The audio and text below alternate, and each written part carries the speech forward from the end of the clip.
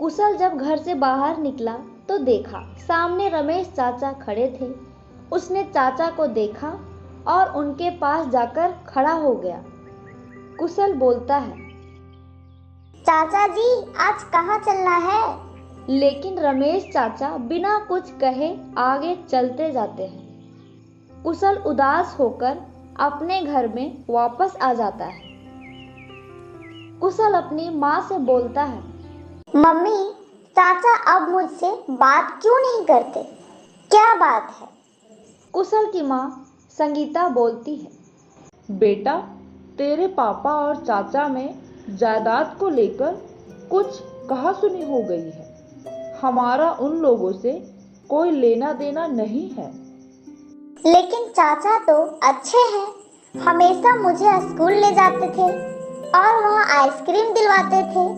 अब क्या हो गया? संगीता बोली, कहा ना उनसे बात मत किया कर, नहीं तो तेरे पापा तुझे बहुत मारेंगे। रघुनाथ जी और रमेश दोनों भाई थे। दोनों की मार्केट में कपड़े की दुकान थी। पिताजी के मरने के बाद रघुनाथ जी और रमेश ने मिलकर दुकान को चलाया था। रघुनाथ और संगीता ने रमेश को अपने बच्चे की तरह रखा। उसकी शादी की, लेकिन शादी के बाद रमेश का स्वभाव बदल गया। वह दुकान से अक्सर गायब रहता था। दुकान से ज्यादा पैसे ले लेता था। रघुनाथ जी ने कभी कोई हिसाब नहीं रखा, लेकिन कुछ समय बाद से दुकान में घाटा होने लगा। बाद में पता लगा कि रमेश ज्यादा पैसा ले रहा है।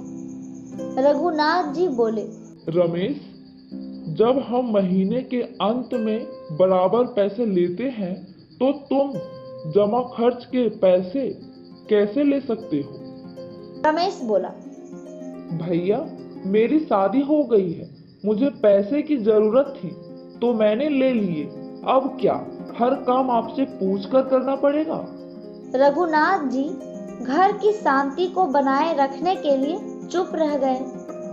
कुछ दिन बाद पता लगा कि रमेश ने वहीं मार्केट में अपनी अलग दुकान खोली है।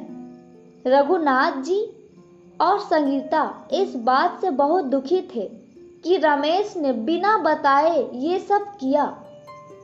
रघुनाथ जी बोले, अरे तुझे अलग दुकान खोलनी थी तो मुझे बता देता, मैं खुलवा देता। क्या तूने मुझे बताना भी जरूरी नहीं समझा?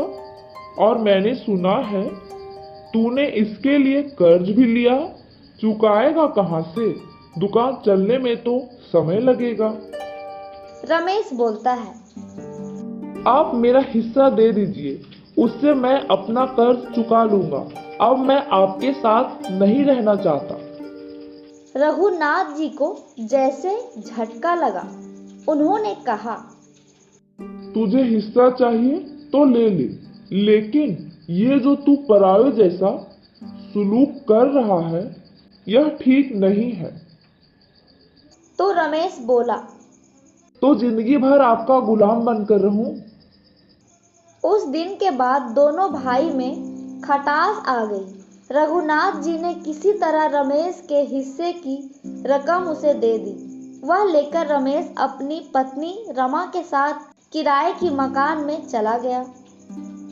दोनों परिवार के बीच एक खाई सी खुद गई थी। ये बातें नन्हे से कुशल को समझ नहीं आ रही थी। वह तो आज भी अपने चाचा से उसी प्यार की उम्मीद कर रहा था। एक दिन कुशल स्कूल गया। वहाँ उसकी तबीयत खराब हो गई। संगीता उसे घर लाई, उसे डॉक्टर को दिखाया। डॉक्टर ने अस्पताल में जाने को कह दिया। अस्पताल में जाने पर सारे टेस्ट किए गए तो पता लगा कुशल के पेट में इन्फेक्शन हो गया है। महीनों तक कुशल का इलाज चलता रहा। कुशल बहुत कमजोर हो गया था। रघुनाथ जी बहुत परेशान थे। एक दिन वह कुशल के लिए दवाई खरीद रहे थे, तभी रमेश वहां से गुजरा। उनके जाने के बाद उसने दुकानदार से पूछा तो उसने बताया कि वे तो अक्सर दवाई खरीदते हैं, उनका बेटा बीमार है। दुकानदार से अस्पताल के बारे में पूछकर रमेश सीधा अस्पताल पहुंच गया। उसने अपने भाई और डॉक्टर की बातें सुनी। देखिए, आपके बेटे का ऑपरेशन करना बहुत जरूरी है, आप समझते क्यों नहीं? रघुनाथ बोला, डॉक्टर साहब, मैं पैसे का इंतजाम कर रहा हूँ, लेकिन रकम इतनी बड़ी है, मुझे कुछ समय दीजिए।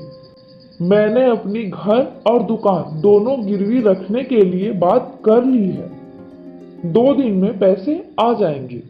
डॉक्टर बोला, जो कुछ करना है जल्दी करो, नहीं तो पछताने के अलावा कुछ हाथ नहीं लगेगा।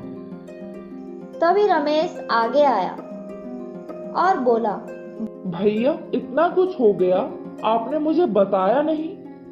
रघुनाथ बोला, पता नहीं भाग में क्या लिखा है, तू कुशल से मिल ले, उसे अच्छा लगेगा। रमेश बोला, क्यों छोटे मास्टर, चाचा को भूल गया? अब आइसक्रीम नहीं खानी? कुशल चाचा को देखकर बहुत खुश हुआ। संगीता की आंखों से आंसू बह रहे थे। रमेश बोला, चिंता मत करो भाभी, सब ठीक हो जाएगा। यह कहकर वह चला गया। अगले दिन सुबह डॉक्टर ने आकर बताया कि आज ही कुशल का ऑपरेशन करेगा। रघुनाथ जी बोले, डॉक्टर साहब, अभी तो पैसे का इंतजाम नहीं हो पाया है। डॉक्टर बोला, क्या आपके पैसे तो जमा हो गए हैं? रघुनाथ जी सोच रहे थे, तभी उनके कंधे पर किसी ने हाथ रखा। रघुनाथ जी पलटकर देखा तो रमेश और रमा दोनों खड़े थे। रमेश बोला, चिंता मत करो भैया, हमारा कुशल बिल्कुल ठीक हो जाएगा। मैंने कल ही अपनी दुकान बेच दी, अभी सुबह ही पैसे मिले हैं, तो मैं रमा को लेकर यहाँ आ गया। रघुनाथ जी की आंखों में आंसू बह रहे थे। रघुनाथ जी बोले, पगले, ये क्या किया? अब क्या करेगा बिना दुकान के? कुछ भी कर लूंगा भैया, लेकिन अपने बेटे को तो तड़पते नहीं देख सकता। कुछ भी क्यों, अपने पास अपना दुकान है ना। दोनों भाई गले लगे। यह देख रमा और संगीता की आंखें भी नम हो गई। कुशल का ऑपरेशन हुआ, वह ठीक हो गया। कुछ ही दिनों में अस्पताल से छुट्टी मिल गई, वह घर आ गया। रघुनाथ बोले, रमेश, अब भी तू अलग रहेगा मुझसे?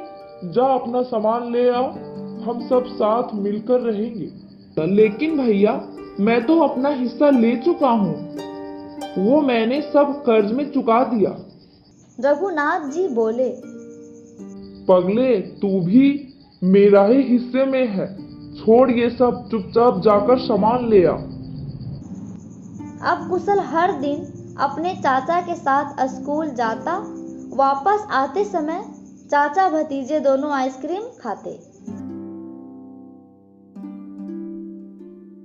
अगर आपको ये कहानी अच्छी लगी हो तो प्लीज़ लाइक करें और कमेंट करें और हमारे इस चैनल को सब्सक्राइब जरूर करें। धन्यवाद।